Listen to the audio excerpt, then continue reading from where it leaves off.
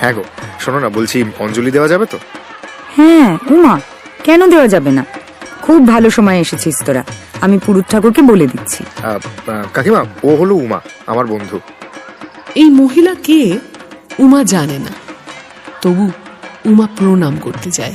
মা, না না না না না, মায়ের সামনে প্রণাম করতে নেই, দাঁড়াও তোমরা। প্রথমটায় উমা একটু হকচকিয়ে গিয়েছিল। বনেদি বাড়ির দুর্গাপুজো এত কাছ থেকে কোনো দিন দেখেনি উমা।